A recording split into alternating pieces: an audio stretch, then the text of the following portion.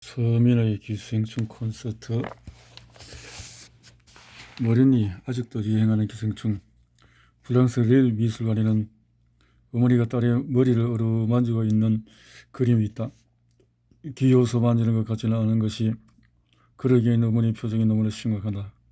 아니나 다를까 디크 할스라는 화가가 그린 이 그림의 제목은 가족의 풍경, 아이들의 머리니를 잡아주는 여인.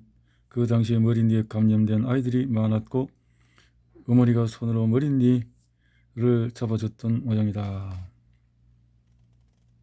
머리니, 옛날 후진국병, 전염병. 머리니는 과거에나 있던 것인데 OECD 국가인 우리나라에서 아직도 근절되지 않았단 말인가 다들 시시하고 있지만은 이 머리니는 어떤 기생충이며 도대체 어떻게 아직도 아이들 머리에서 버티고 있는지 그 비결을 알아보자. 머리니 선택은 옳았다. 머리는 사람의 머리 피부에 붙어 살면서 피를 빨아먹는, 그래서 변색극도 걸북은 길이 3mm 정도의 곤충을 말한다. 원래 동물의 털에 붙어 살았지만 동물이 사람과 접촉하는 과정에서 사람에게 옮겨간 것으로 추정된다. 사람에게 기생하는 이는 머리니 말고도 두 종류가 더 있다. 사면발리. 사면발리는 형태학적으로 완전히 다르지만 머리니와 몸니는 얼핏 봐서 구별이 잘 안 될 정도다. 몸니와 사면발리. 참. 두 종류 운명은 너무 달랐다. 처음 사람 몸으로 건너와서 서식지를 택할 때만 해도 몸을 택한 건 그리 나쁜 선택은 아니었을 것 같다. 우리나라도 40년 전만 해도 나라가에서 잡아서 이런 모습이 있었고, 다리가 짧아서 슬픈 짐승, 머리니의 전파는 머리가 아주 가까이 접근해야 가능하다. 머리니의 빈도. 머리니는 주로 어린이의 머리에. 미국에서도 해마다 600에서 1200만 명의 아이들이 이 치료를 받고 있다. 셀카의 왕국인. 셀카를 찍을 때 서로 머리를 접촉하는 것만으로도 머리니는 전파될 수가 있다. 머리니. 경북 지역에서도 절반가량의 학생들이 머리니에 감염돼서 충격을 주기도 했다. 2010년 1,500여 명을 조사한 결과 4.1%가 양성이었다. 머리니의 일생. 머리니는 다른 곤충들처럼 알을 낳는다. 하루 3, 4개가 고작 이래. 컨디션 좋은 날에는 하루에 20개의 알을 낳는 해충과 비교하면 아무것도 아닌 것 같아. 하지만 그렇게만 볼 게 아닌 것이 해충의 알 크기는 100분의 1mm도 미치지 못할 만큼 작은 데 비해 머리니의 알은 0.8mm로 눈에 보인다. 머리카락이 매달려 있는 머리니. 끈끈이 머리카락을 다 덮고 알까지 모두 감싸서 알이 단단히 둘러싸지게 되지는 석갈이라 하지. 이렇게 석회, 이를 석회 니트라고 부른다. 석회. 그 사람 머리카락이 안에는 머리니가 있다고 해도 무방하다. 칠레 북부에서 990년으로 추정되는 미라가 발견되기 있었는데 머리카락을 조사해보니 석회가 매달려 있었다. 그때 내린 결론은 그 미라는 살아생전 머리니 때문에 거칠게나 썩었겠구나. 예, 이렇게 똑같이 생겼니? 머리니와 석회. 인체 감염, 생활사.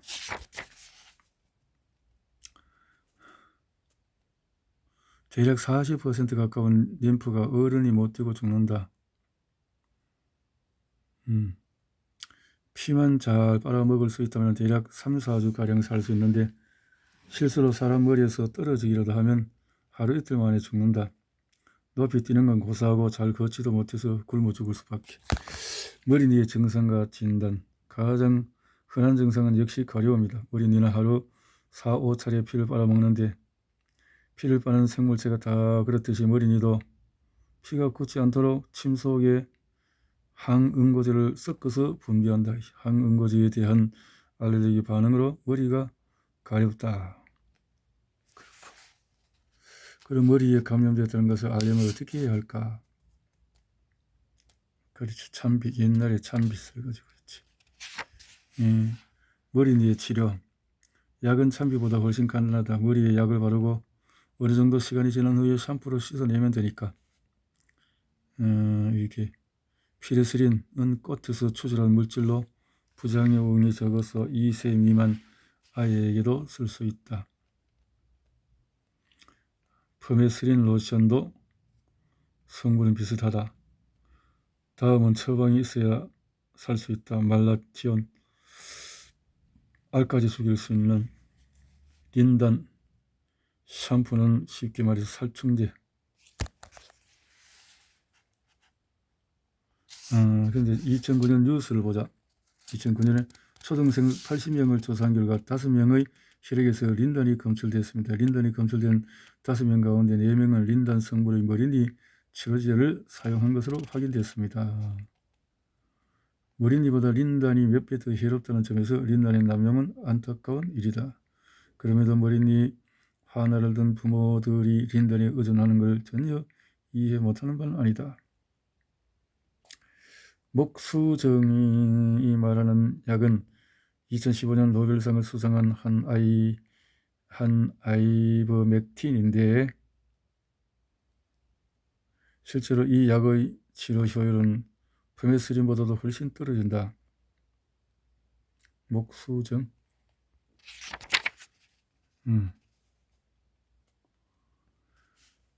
어쨌든 이런 것이 있었고 지금은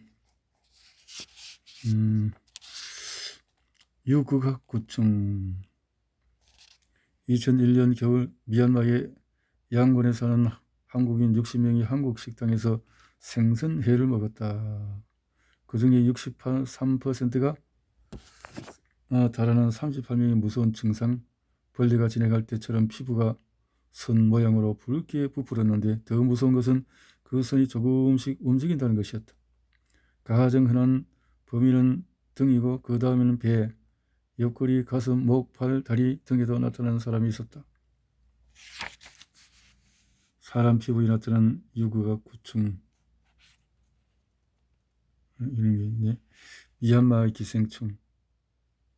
미얀마의 환경을 군사 정권이 들어서면서 감염. 2003년 학생들의 기생충 감염률이 69.7%. 미얀마.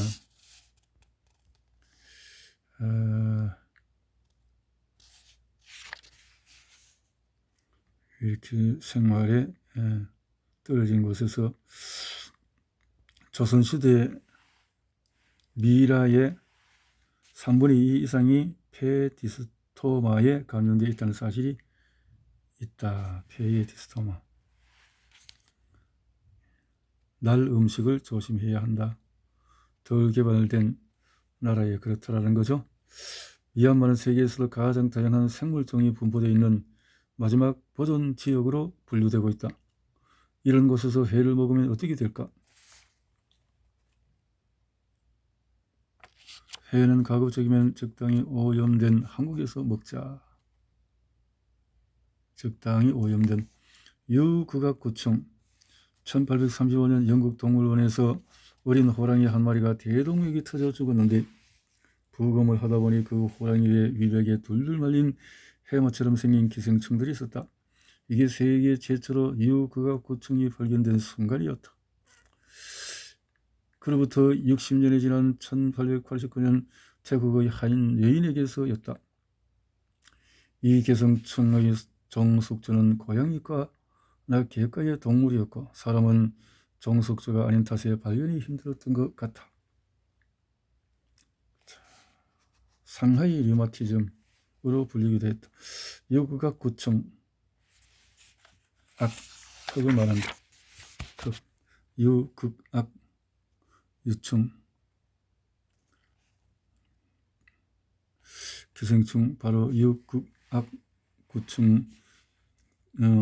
입 근처에 둥글게 튀어나온 턱 비슷한 구조물이 있고 기생충에서 중요한 건 이들의 삶, 생활 사이니 이걸 좀 잘 살펴보자. 물벼룩 안에서 자란 유구각구충의 이기유충. 물벼룩에서도 이렇게 있군요. 고양이가 먹으면 일단 위로 가니까 거기서 어른으로 자라면 될 것 같지만 기생충의 삶이 그렇게 넉넉하지는 않다. 위벽을 뚫고 밖으로 나간 뒤에 3개월가량 몸 이곳저곳을 견학한 뒤 다시 위로 돌아간 유충은 거기서 어른으로 자란다. 인체 감염, 기생충, 유구각구충의 주 감염 원인 매기. 매기. 구충이 감염. 3유충 가진 물고기 회로 먹었을 때 연구팀은 미얀마에서 감염된 사람들에게 어떤 물고기 회를 먹었는지 물어봤고 그 중에서 가장 언급된 메기를 잡아와 감염 여부를 확인했다. 메기 6마리 중에서 2마리에서 유구각구충 유충이 나온 덕분에 메기가 이 모든 사태의 주범임을 확인됐다. 그래서 유충은 오리한테 가는데 오리 역시 종속주가 아닌지라 3기 유충 상태로 머물러 있다. 그 오리를 사람이 덜 익혀 먹으면 감염될 수 있는데 이건 역시 유행지에서 자주 일어나는 일이다. 날 생선이 주된 감염 경로다 보니 유구각구충은 아시아 그 중에서도 태국이 유행지다. 날 생선. 한국은 어떨까? 물벼룩 물고기 그리고 종속주인 개나 고양이가 있고 심지어 유구각구충의 성충과 유충이 모두 발견됐음에도 불구하고 그런데 아직도 나온 적이 없다고? 이렇게. 중국산 수입 미꾸라지에서 지금까지 국내에서 발견되지 않던 인체에 치명적인 기생충이 감염되어 있는 사실이 밝혀져 주목이 되고 있다. 서울대 의대 인제의대 기생충학 교원서에서 보니까 남포동어 자갈치 시장에서 구입한 중국산 미꾸라지에서 6마리의 유구각구충의 유충이 발견되었다. 1992년도군요. 날로서 먹으면. 유구각구충의 증상은 사람은 유구각구충의 종속주가 아니다. 즉 유구각구충은 사람에게 들어오면 그냥 유충 상태로 머문다. 길을 잃은 유충의 위험한 질주, 치명적인 이유는 바로 그 때문이다. 가장 흔한 증상은 미얀마 교민들처럼 피부가 선 모양으로 부푸는 것으로 회를 먹고 난 뒤에 1에서 4주 후에 일어난다. 보기에 징그러워서 그렇지 사실 이게 낫다. 드물긴 하지만은 유구각구충에 뇌를 침범해서 뇌암이나 뇌출혈 등을 일으킬 수도 있으니까 통계에 의하면 전체 7% 정도가 뇌를 침범했다니 결코 적은 비율은 아니다. 뇌뿐만이 아니다. 다음을 보자. 15세 소년이 2주 전부터 오른쪽 눈이 침침해서 병원에 왔다. 이 소년은 8개월 전에 베트남으로 여행을 간 적이 있었는데 거기서 멧돼지 육회와 바닥가지를 먹었다고 했다. 회를 먹으면 유구각구충의 한 종류인 돼지약구충. 이래 참 이제 이런 건데 그럼에도 알벤다졸 즉 회충약을 고용량으로 소년에게 투여했는데 이 처방이 효과를 발휘했는지 소년의 시력은 정상으로 돌아왔다. 그로부터 2년 뒤에 눈 검사를 한 결과 시력은 정상인데 기억한 흔적은 여전했다. 눈이 안 좋아. 눈으로 간 사례는 2013년까지 26차례. 그 중에서 유구각구충을 직접 걸린 경우도 있다. 아하. 가슴, 성기 등 다른 곳으로 간 경우도 보고되고 있다. 다음은 서울 근교에서 일하는 32세 여성의 이야기다. 2011년 8월 그녀는 코와 입 사이에 직경 1cm 가량의 덩어리가 있는 것을 발견한다. 아프기도 했고 가끔은 가려웠는데 그 덩어리의 위치가 조금씩 변한 게 특이했다. 변한 게. 미얀마 사태 그 후 유구각구충은 인체에서 유충 상태로 머물며 참 신기하네. 그렇게 해도 유충은 좀 독한지라 간혹 재발하기도 한다. 노벨상 수상 견인차인 이버맥틴까지 써서 치료했음에도 불구하고 두세 달 후에 5명이나 증상이 재발했다. 기생충에 감염되었다는 것을 알게 되면 환자들은 큰 충격을 겪기 마련이고 원인이 되는 식당이 책임을 묻는 경우도 꽤 있다. 예를 들어서 2013년 회사 회식 차원에서 자라 요리를 코스로 먹은 6명이 선모충이라는 근육에 침범하는 기생충에 감염된 적이 있었다. 이분들은 심한 근육통으로 한 달 넘게 병원 신세를 져야 했고 그동안 회사 사장님이 혼자 일을 도맡다 하며 회사를 유지했다. 원인이 자라해로 밝혀지자 이분들은 그 식당을 상대로 손해배상을 청구했다. 식당 주인의 따님이 내게 이메일을 보내왔다. 이게 진짜 우리 책임인가요? 그들이 먹은 자라가 중국에서 수입된 거라면 그때 이미 감염돼 있었을 테니 수입업자에게 책임을 물을 수도 있겠다. 그게 아니고 우리나라에 들어온 뒤부터 감염되었다면 자라 먹은 일을 담당하는 이의 책임이다. 하지만 현실적으로 그걸 알아내기 어려운지라 따님한테 이렇게 할 답변을 못 드렸다. 나중에 그 자라 식당은 붕어 매운탕 식당으로 업종을 바꿨다. 날 그 때문에 그리 됐으니 팔팔 끓이는 걸 선택한 게 당연해 보인다. 미얀마에서도 마찬가지였다. 직접 담당한 게 아니라서 자세한 건 알지 못하지만 문제가 된 한국 식당은 그 사태 이후에 문을 닫았다. 아이고, 그렇구나. 식재료 관리를 잘못한다든지 가짜 참기름을 쓴다든지 하는 악덕 업자들은 얼마든지 있고 그렇게 해도 별 일이 없는 게 이 세상이다. 그런데 그 자라 식당이나 미얀마 식당의 주인들은 잘못한 게 없다. 선모충의 유충은 눈에 보이지 않고 유구강구충의 유충은 길이가 3mm에 불과하다. 그분들은 그저 재수가 없었을 뿐이다. 기생충은 착하며 사람에게 큰 피해를 끼치지 않는다고 말할 때마다 가끔 자라 식당 따님을 생각한다. 참 이렇게 내 몸에 뭔가 있어서 피부에 움직이는 물체가 느껴져. 독특한 기생충, 유극압 구충 이런 게 있군요. 질편모충이다. 성적 접촉을 통해서 전파되는 기생충이다. 외도의 증거 질편모충.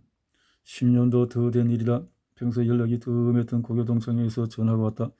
자신이 다른 여자와 외도를 했는데 그 후에 그녀가 몸이 안 좋아서 병원에 갔더니 의사가 질편모충에 감염되어 있다고 말했다. 질편모충은 성적 접촉을 통해서 전파되며 그녀는 자기에게 기생충을 옮긴 범인이 내 동창이라고 생각한 모양이었다. 그 기생충이 여자에게선 나름의 증상을 일으키지만 남자는 걸려도 모르는 수가 많으니 그럴 확률도 높았다. 어쨌거나 그저 병원에 가서 치료해야지. 그거 금방 치료되니 걱정 마. 그런데 동창의 고민은 다른 데 있었다. 만일 자신이 질편모충에 감염됐다면 자신과 잠자리에 했던 아내도 치료를 해야 하는데 그걸 어떻게 이야기하느냐는 것이었다. 질편모충이 성병인 만큼 자신이 질편모충에 걸렸다는 건 또 다른 여자와 외도했다는 걸 자백하는 것이기 때문이다. 그래서 말인데 아내 모르게 약을 먹일 수 있을까? 할 짓은 다 하면서 가정을 지키자는 동상이 대단히 훌륭하다고 해야 할지 헷갈렸다. 자, 질편모충의 외모. 질편모충은 질에 사는 원충으로 길이가 10에서 12 마이크로미터, 염색체도 6개, 질편모충은 타원형으로 자, 이렇게 생겼네요. 가장 큰 매력은 몸 왼쪽에 파동막이 있다는 것이다. 굳이 따지자면 망도 비슷한 건데 이게 파동막. 같은 원충류인 람불편모충은 상황이 불리해질 때면 포낭 즉 주머니 형태로 변해 훗날을 도모한다. 적당한 숙주를 만날 때까지 물속에서 오래 숨어 있을 수도 있고 사람에게 들어올 때 산이 분비되는 위를 통과하려면 아무래도 주머니를 쓰는 게 유리하다. 성교를 통해서 이렇게 편모충이 생길 수가 있다라는 거죠. 편모충의 병변. 해충처럼 눈에 보이는 기생충은 인간의 친구지만 원충류는 인간을 친구라고 생각한 적이 한 번도 없다. 그들은 세균이나 바이러스처럼 인체 감염 시에 대부분 증상을 일으키기 때문이다. 물론 이유는 있다. 크기가 작을수록 쪽수로 밀어붙이기 마련이다. 해충은 몸 안에서 숫자가 늘어나지 못하는 반면에 원충류는 인체 감염 후에 분열을 통해서 숫자를 늘려나가니 이들이 증상을 일으키는 건 어찌 보면 당연하다. 세월 앞엔 장사가 없다고 당장 증상이 없다 해도 감염이 오래 지속되면 증상이 나타날 수밖에 없다. 이렇게 나타날 수 있는 것이고, 편모증이 질편모증의 후유증은 아이에게 영향을 미친다. 질은 아이가 태어나는 통로로 자궁경부와 연결되어 있다. 에이즈에 더 잘 걸린다. 질편모증 자체는 별 문제가 아니라고 생각할 수 있지만 공포의 병인 에이즈에 더 잘 걸리게 된다면 얘기가 달라진다. 영국 에이즈의 20% 정도가 질편모충 감염이 아니었다면 생기지 않았을 거라고 하니 그냥 넘길 일은 아니다. 예. 종양.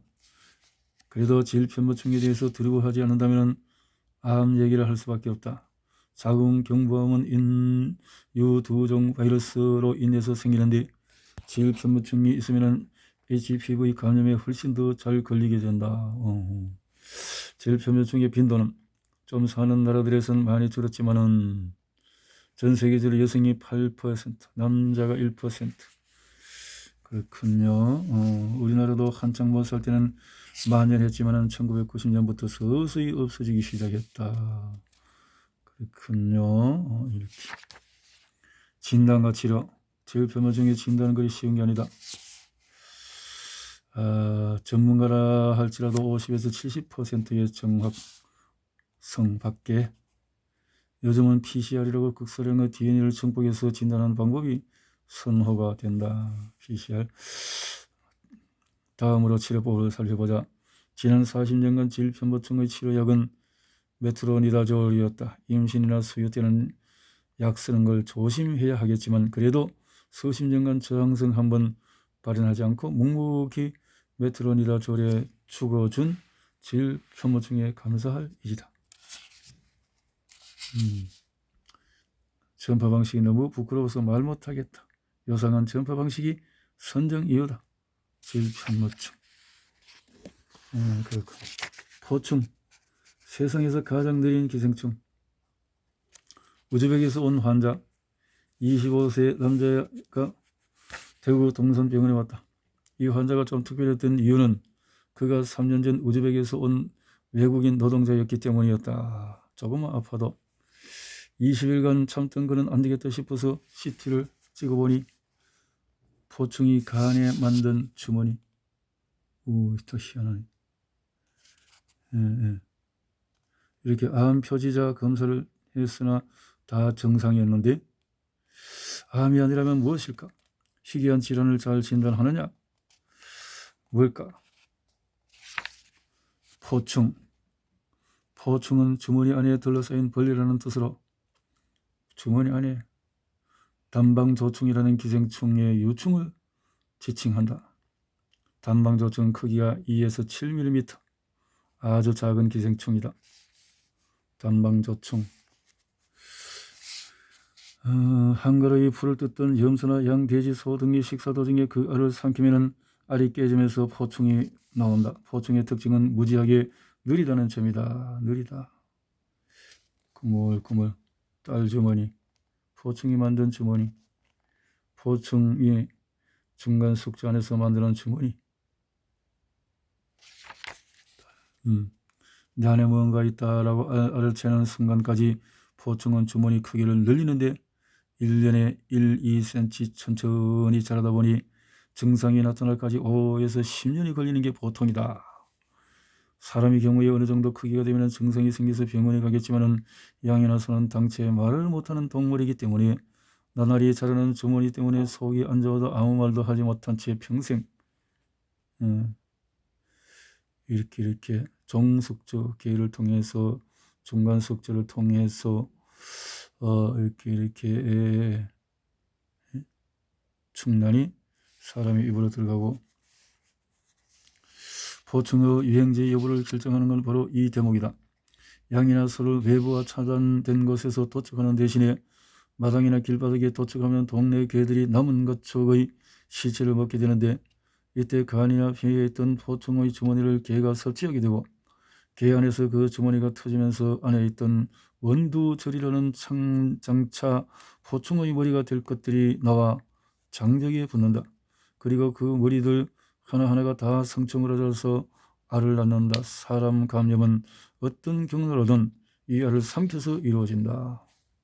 그래서 갈고리 모양으로 다양한 포충, 중동 외화벌이 그늘 2012년까지 우리나라에서 발견된 포충 환자는 총 32차례, 그 중에서 우즈베키스탄에서 온 노동자 7명과 몽골에서 온 1명을 제외한 한국인 감염자는 24명이다 등등 노동자를 통해서 섭씨 40도가 넘는다. 눈을 뜰 수가 없을 만큼 모래바람이 몰아친다. 노동자의 숙이 밥을 먹으면 머리가 씹힌다. 중동에서의 일이군요. 한국 경제가 발전할 수 있었던 것도 이런 이들의 달러 때문이다. 하필이면 여기가 포충의 유행지였고 포충이 워낙 느린 기생충이라 일을 마치고 우리나라에 돌아온 뒤에 발병하는 분들이 있었다. 그렇군요. 우리나라도 포충이 있을까? 소화양을 키우고 종속적인 개도 있으니 포충이 있을 가능성이 있다. 환자는 친구의 소유. 포충의 증상과 진단 그리고 치료. 어느 기관에 포충이 생기느냐에 따라서 증상이 각각 다르다. 간에 생기면 오른쪽 폐가 아프고 소화가 잘 안 될 수 있고 증상이 전혀 없어서 물어다가 건강검진할 때 주머니가 생긴 것이 발견된 경우도 있다. 몸속에 주머니가 있다는 걸 발견하면 진단할 수 있지만 주머니가 있다고 해서 다 포충은 아니다. 포충의 원두절 포충. 갑자기 기절해서 병원에 온 사람도 있었다. 주머니 안에 액체를 뽑는 대신에 사선적으로 할 수 있는 진단법은 검사. 100%는 믿지 말자. 맨 앞에서 언급한 25세 우즈벡 환자도 혈액 검사 결과는 음성이었지만 유행지에서 왔다는 점을 참작해서 포충 진단을 내릴 수가 있다. 크기가 1cm 이하의 작은 주머니일 때는 회충약을 쓰기도 하며 환자가 수술을 거부하거나 수술을 받을 만큼 몸 상태가 아닐 때는 주머니에 바늘을 집어넣어서 그 안에 있는 액체를 몽땅 빼내기도 한다. 외국인 노동자와 기생충. 64세 여성 환자가 2달 전부터 왼쪽 옆구리가 아파서 병원에 왔다. 신장암일까 생각했는데 포충의 주머니가 터져서 응급실에 오는 환자만 해도 1년에 3,000명은 된다는 세계 제1의 유행지 우즈벡.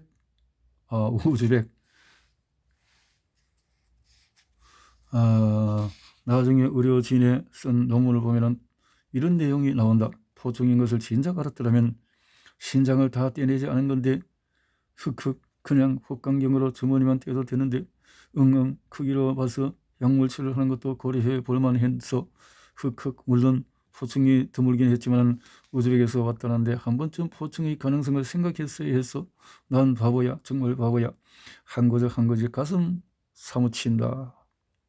이렇게 신장이 2개 있으니 망정이지 큰일 날 뻔했지 않는가. 이런 외국에서 온 노동자의 모습이었군요. 1970에서 80년도에 외국으로 노동자를 보내던 우리나라는 그 이후에 이루어진 급속한 경제 발전 덕분에 외국인 노동자를 받아들이는 나라가 되었다. 이렇게 참 독특한 기생충이군요. 이런 기생충이 있다. 기생충을 두려워하지 않는 삶. 자, 이제 여기까지만 보고